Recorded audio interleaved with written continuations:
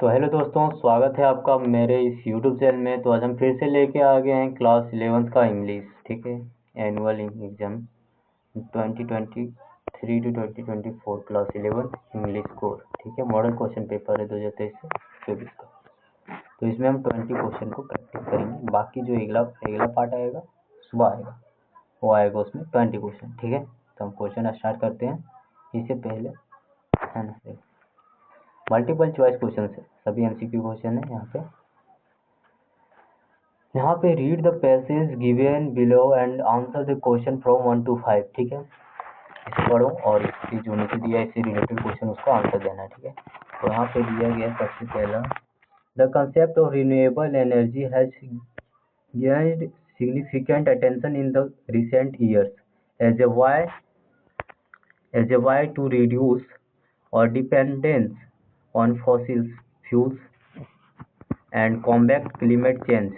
बता रहा है कि जीवाश्म ईंधन जो है ना, क्या कहते हैं उसे, हाँ जीवाश्म ईंधन, ये जो है सो, और ये नवीकरणीय ऊर्जा रिन्यूएबल एनर्जी, जीवाश्म ऊर्जा के द्वारा इसे अभी तक जीवित रखा गया, मतलब इसे भी चलाया जा रहा है अभी तक, है ना। और लगभग कई सालों से हाल ही के वर्षों में लगभग चल रहा है ना। आगे देखेंगे हम लोग, ज़्यादा तो समझा नहीं चलूँगा English. Solar wind, hydroelectric, है ना, geothermal and biomass are example of renewable energy. ये सब जो है सो किसका एग्जाम्पल है, तो रिन्यूएबल एनर्जी अर्थात नवीकरणीय ऊर्जा का उदाहरण है, ठीक है।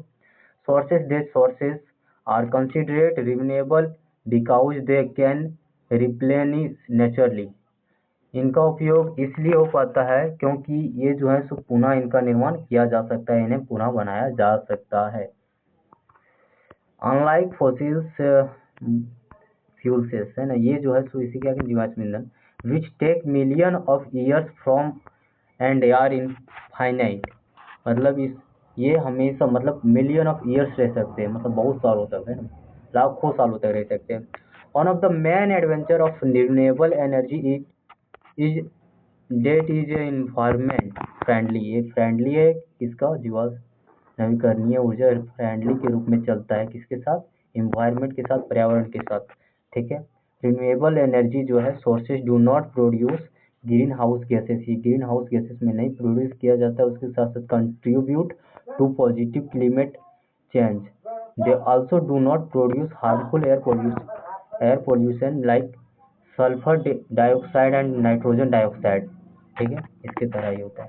फिर आगे हम लोग देखेंगे, another advantage to renewable energy is that is can provide renewable है ना and stable sources of energy. For example hydroelectric plants can operate for long period of, ठीक है। आगे time without interaction and solar panels can generate electricity even on cloudy days. Also renewable energy sources are being can generate electricity even on cloudy days, है ना। Also renewable energy sources are becoming more affordable as technology improves and economies of scales are achieved। मतलब economics के क्षेत्र में भी achieve कर रहा है, डेवलप कर रहा है, और टेक्नोलॉजी के क्षेत्र में भी, कौन, नवीकरणीय ऊर्जा, क्योंकि ये समाप्त नहीं होती है ना। फिर आगे देखते हैं हम लोग, इससे रिलेटेड क्वेश्चन जो है, सोलर वाइंड, हाइड्रो इलेक्ट्रिक, जो thermal and biogas are example of किसका सोर्सेस है, तो ये किसका अभी बता दिए थे, रिन्यूएबल एनर्जी का है, ठीक है।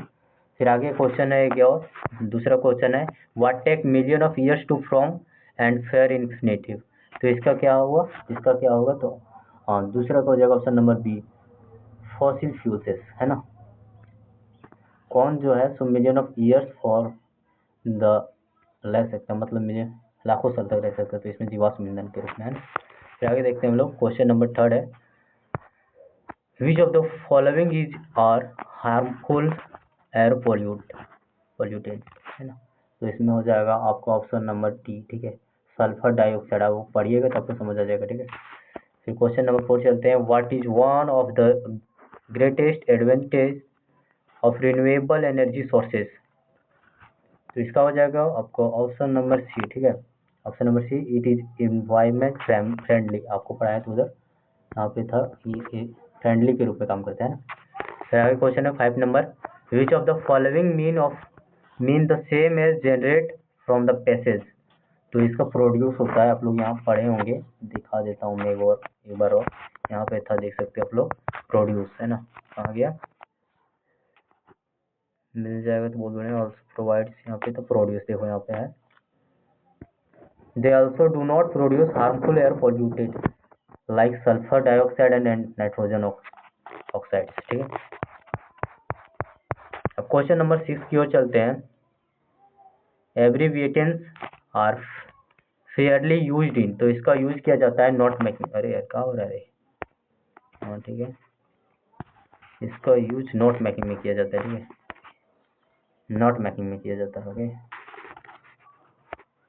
क्वेश्चन नंबर 7 है, the summary of your passage contents, तो ये जो है किसके लिए, ये होगा मेन आइडिया, इसका आंसर ऑप्शन नंबर ए, ठीक है 7 का। क्वेश्चन नंबर 8 है, how will you address the receipt of your formal letter. Formal letter, अब देखो इनफॉर्मल लेटर क्या होता है, जो हम फैमिली को लिखते हैं ना, किसी रिलीजन अगर किसी भी अपने फैमिली के बारे में लिखते हैं, किसी को लिखते हैं, तो हो जाएगा इनफॉर्मल लेटर। लेकिन यहाँ पे फॉर्मल लेटर हो जाएगा आपका ये option number C, dear sir madam, इस तरह से होगा, ठीक है। Letters to the editor are written for, तो ये जो है एडिटर किया जाता है किसके द्वारा लिखा जाता है, तो न्यूज़पेपर में होता है, ठीक है, ये जो होता है सो न्यूज़पेपर में होता है।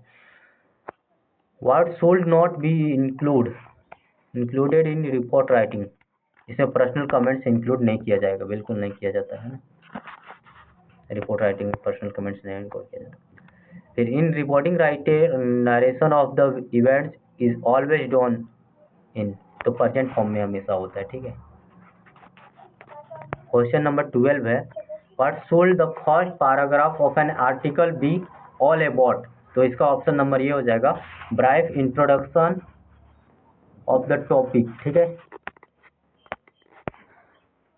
What can be written in calculation in article writing, ये सब क्वेश्चन जो है सो ग्रामर से, अगर आपको ग्रामर पढ़ना है, ठीक है, तो आप बता दीजिएगा कौन सा टॉपिक आपको पढ़ना है, मैं पढ़ा दूंगा, ओके, कमेंट कीजिएगा आप। तो यहाँ पे देखते हैं इसका सही आंसर हो जाएगा आपका क्वेश्चन नंबर 13 का डी होगा, ठीक है, बोथ ए एंड बी दोनों हो जाएगा, ठीक है। यहाँ पे बी और सजेशंस भी होता है और रेमेडियल मेश्योर्स, ठीक है, दोनों होगा। क्वेश्चन नंबर 14 है, चॉइस द ग्रामेटिकली करेक्ट, मतलब व्यवस्थित, अनव्यवस्थित है, इसका अर्थ तो है अव्यवस्थित, मतलब व्यवस्थित रूप से नहीं लिखा गया है, ग्रामेटिकली ऊपर में जो लिखा हुआ है। फिर sentence for the given jumbled sentence, Sri Lanka, देखो islands is the Sri Lanka in an Indian ocean, ठीक है, मतलब श्रीलंका जो है इंडियन ओशियन का, श्रीलंका एक द्वीप है ना, तो यहाँ का इसको मतलब लिखना है व्यवस्थित रूप से, ठीक है। तो ये आपका हो जाएगा ऑप्शन नंबर, क्वेश्चन नंबर 14 का हो जाएगा ऑप्शन नंबर बी, ठीक है। ऑप्शन नंबर बी में क्या है, तो Sri Lanka is an island in the Indian ocean, ठीक है। इसको भी आपको अव्यवस्थित रूप में लिखा हुआ है, इसको लिखना है व्यवस्थित रूप में। World is greatest in word the dramatics, है ना, द शेक्सपियर, तो यहाँ पे बोल रहा है कि पूरे वर्ल्ड का जो सबसे ग्रेटेस्ट ड्रामेटिक्स है, मतलब नाटककार होता है, नाटककार जो होता है वो शेक्सपियर है। तो इसे किस तरह से लिखा जाएगा, तो Shakespeare is the greatest dramatic in the world, ये इसका सही आंसर हो जाएगा, ऑप्शन नंबर ये है, ठीक है। ब्रेड, हाँ, ब्रेड एंड बटर और डेली ब्रेकफास्ट, तो bread and butter is daily breakfast, ठीक है। आई फेल विन आई डॉट, पहले स्थान है द रोड, तो इसमें हो जाएगा कि फेल मतलब गिरना, विन मतलब जब मैं जा रहा था, सड़क पार कर रहा था, है ना, कर रहा था होगा, कर रहा है नहीं होगा इस तरह से, नहीं कि कर रहा है और गिर गया, इस तरह नहीं, कर रहा था उस टाइम में गिर गया, है ना, तो आवाज में आएगा। You don't live now if you wish, तो इसका ऑप्शन नंबर ये हो जाएगा, ऑप्शन नंबर ये मैं, ठीक है, मैं। फिर क्वेश्चन नंबर 19 है, यू स्विम मतलब तुम तैर सकते हो, से हम देख सकता आ गया है, इसमें क्वेश्चन मार्क आ गया है कि इसमें हो सकता है, नहीं भी हो सकता है, ऑप्शन यस भी हो सकता है, ऑप्शन नहीं भी हो सकता है। तो ये जो है सो क्वेश्चन मार्क में जब भी आता है तो कैन इसका होगा, ठीक है, कैन। तो क्वेश्चन नंबर 20 है और इस क्वेश्चन का आखिरी है, मतलब इस मॉडल सेट का आखिरी क्वेश्चन है। बाकी वो जितने भी क्वेश्चन आपको दिख रहे हैं वो सब चैप्टर से रिलेटेड है, मैं इन सबको करवा दूंगा, ठीक है। लेकिन आपको कमेंट करना है अगला टॉपिक इसी पर लाया जाए या फिर कोई ग्रामर का हुआ तो उसे बोलिएगा, है ना। The big girl in the poem photography request, तो यह होगा the eldest cousin of the mall, है ना। नहीं, बी होगा, पोएटेट्स मदर है, कजन थोड़ी होगा, कजन का नाम था बेटी एंड डॉली, यहाँ पे होगा पोएटेट्स मदर। अब बताइएगा कि आप फोटोग्राफी जो पोएम है इसको किसने लिखा है, राइट एंड, है ना, किसने लिखा है। तो मैं बताता हूँ आपको, शेरली टॉल्सन ने लिखा है। बाकी अब आप देख लीजिएगा, और आपको जिस चीज़ में भी, जिस टॉपिक का भी कंफ्यूजन लग रहा था वो मुझे बता दीजिएगा, मैं उसी टॉपिक पर ले आऊँगा वीडियो। या फिर अगला चाहिए तो अगला के लिए लिख दीजिएगा नेक्स्ट वीडियो, है ना। Thanks for watching this video. बाकी